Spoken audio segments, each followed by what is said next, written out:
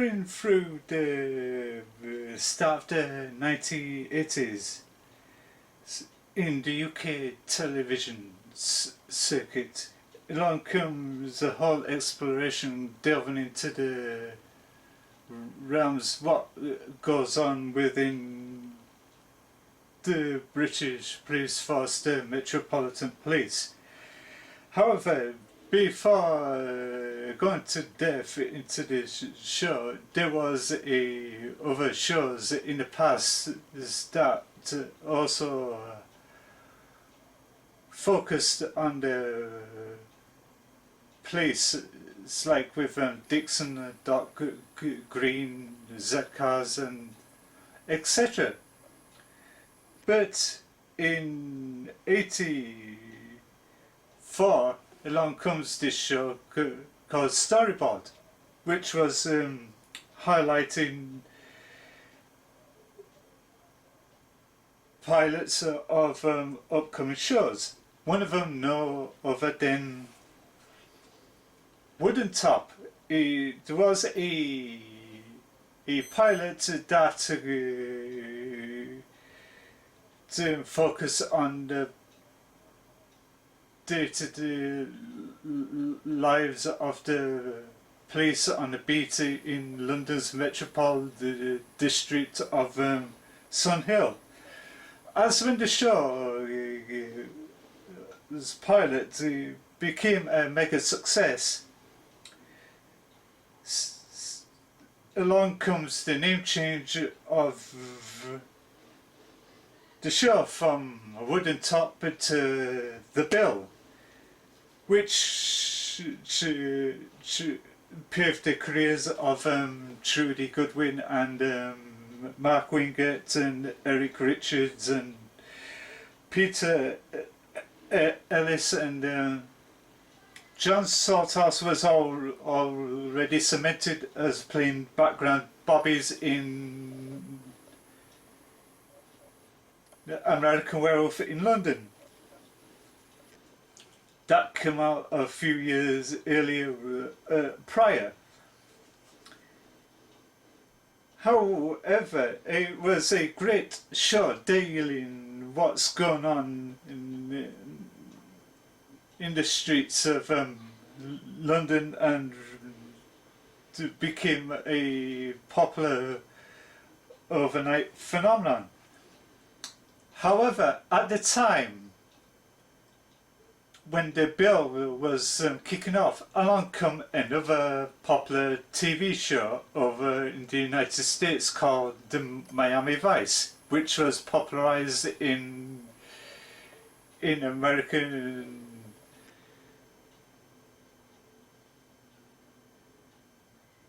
television, which was a groundbreaking of missions in crime with action.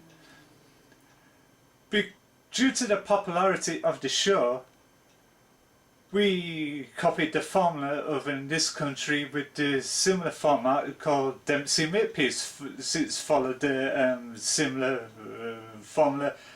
A cop from New York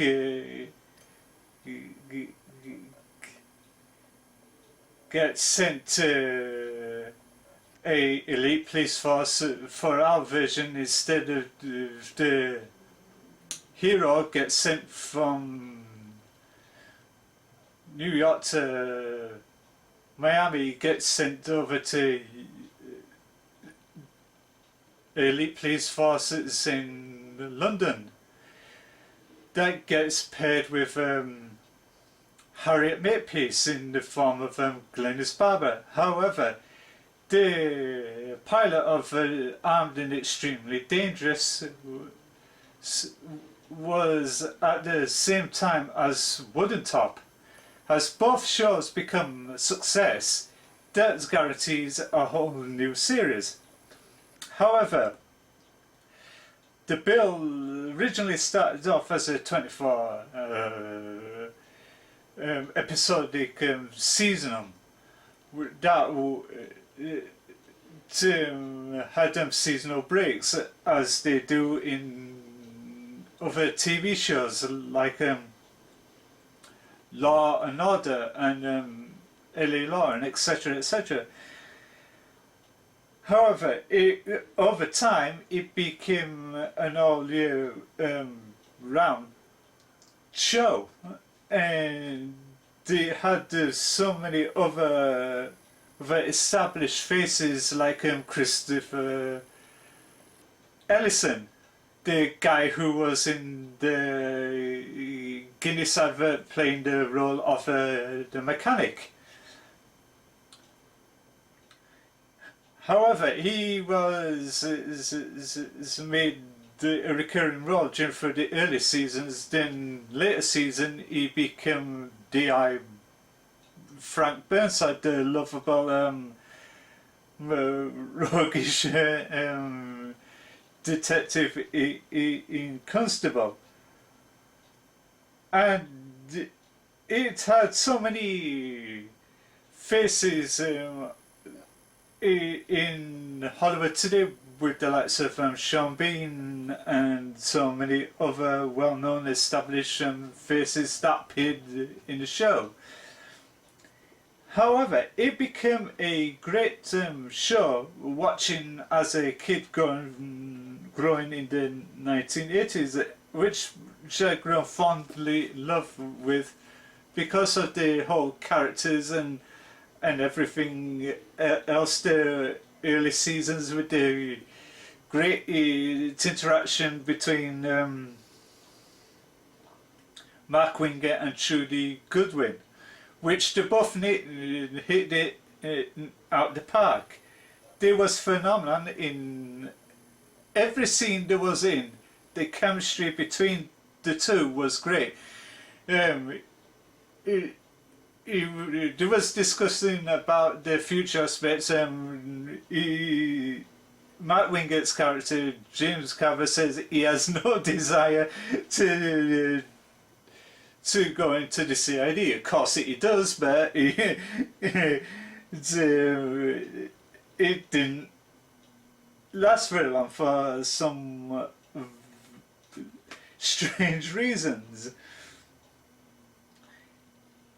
And yeah, it was a great show to watch at the time, but as the years drag on, it took a strange directions. It's not for the best, for the worst, that to delve into the personal lives of the police officers instead of focusing on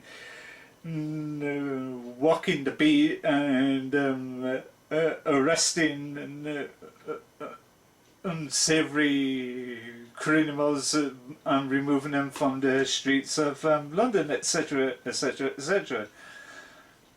And it was also a great way to introduce Todd Carty, who went on to play Mark Fowler in EastEnders, and etc. etc. Yeah, the whole diversity of the show, the bill, was great.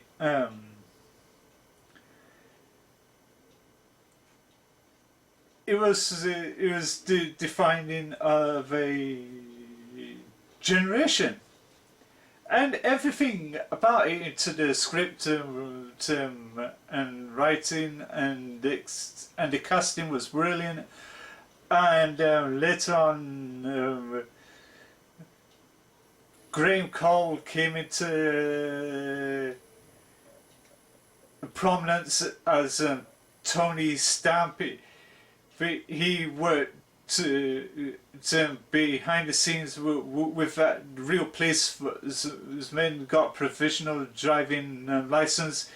To say most of the scenes with the scene of driving, he did most of the work himself because he was so qualified. And later on he went to do a closed circuit TV series called Please Stop, which was a great way where he was introducing him. And before he joined the bill, he was a stuntman working for Doctor Who, playing monsters and etc. and everything else. Pursued that, and Eric Richard was one of the founder of the 100 Goldwins, which was a charity that goes around the UK of raising money for children in various children's homes and that around the UK, because he was felt so passionate about helping those who was in dire need, which was a great way of him doing that. And the wish he was around today to flip back on his career and on all of his charity work and that. However, when the show came to a end in 2012, Julie Goodwin expressed her disgust about how the show went. It lost its all flavour and magic as it did in the early seasons. And Gary Olson eventually had to leave the show because of contractual obligations with BBC to appear in a sitcom called 2.4 Children. But sadly, his life cut short many years later. And all sorts of other things. Tony Scanlon played Ted Roach, who was a great in the role. He brought the character of a no-nonsense cop with full of humour, but in the good old days of the bill, they did have a great humour between the actors. Each brought their own character developments to the role. And Andrew Paul, the former child actor who played one of the kids in Bugsy Malone, came along as Dave Quinnan, and he was eventually became a successful actor in the United States, in roles in films like The Mummy and etc. etc. So he cemented his career then on and that. And Sean Scott, that later on came as Chris Deacon, but before that he was the face of Kathy Hag. Years before that, and like with Andrew Paul, before he came into the bill, he was an actor doing loads of adverts, so kind of like it does in traditional of TV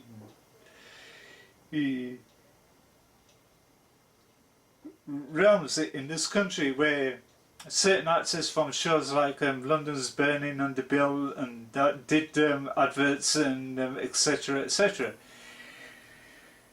That came along in the mid 80s, with shows like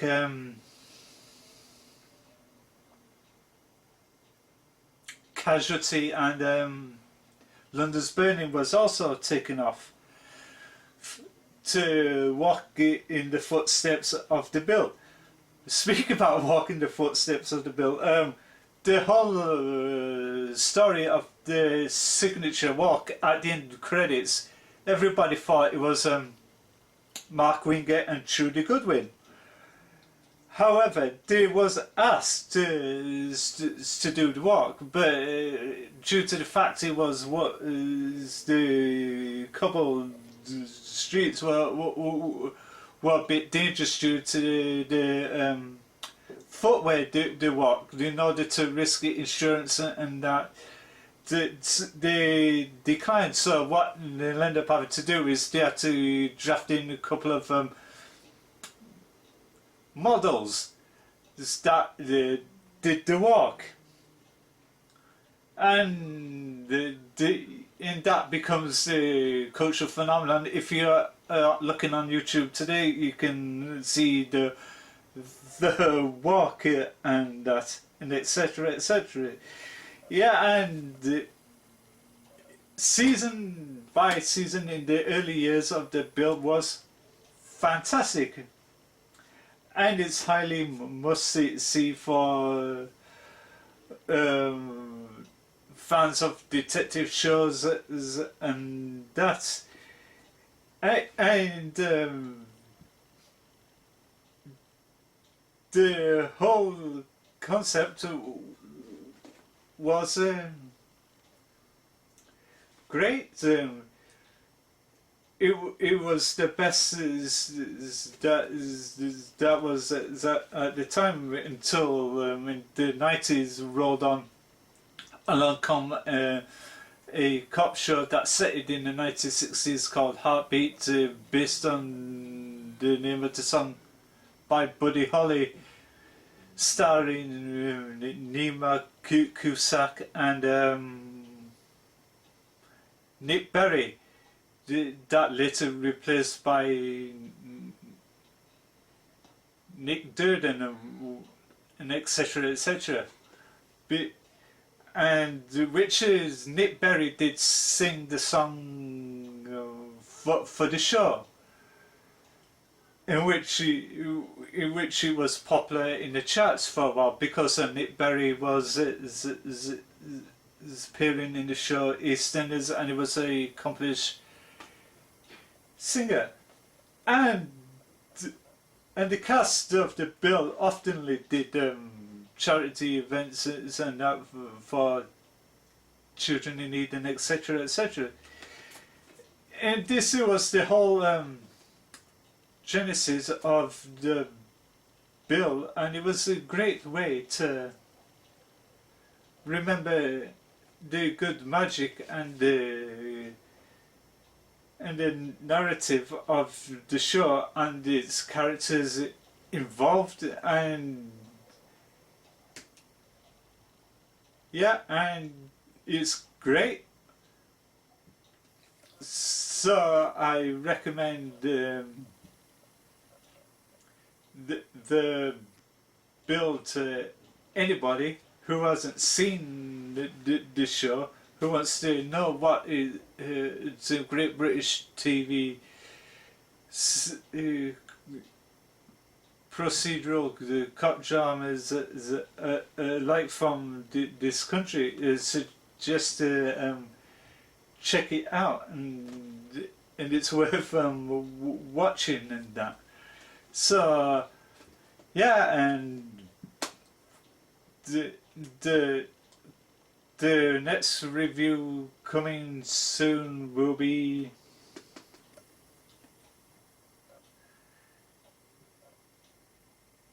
Dempsey Makepeace. That will come soon, and until then, this is me being Frankie, croft, smales. Thank you for watching, and wherever you are in the world, have a great evening. Don't forget to follow me on social media. All the social media links will be provided in the description bar below, and follow me on my gaming channel, Centriverse Gaming, which I do the inventory videos for Destiny every Friday morning at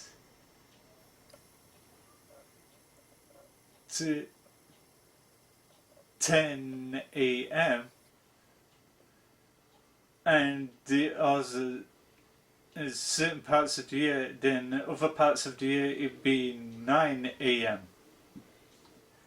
every Friday morning, and until then stay safe and fare well, and may the force be with you, and Excelsior.